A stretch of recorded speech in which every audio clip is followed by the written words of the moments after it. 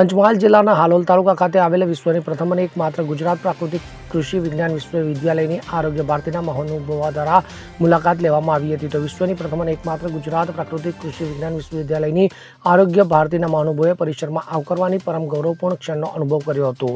તો આરોગ્ય ભારતી જે ભારતની સૌથી મોટી આરોગ્ય એનજીઓ છે, લક્ષ્યપથ પ્રોજેક્ટ અને સામાજિક કલ્યાણના કામ સમગ્ર દેશમાં જાણીતા છે.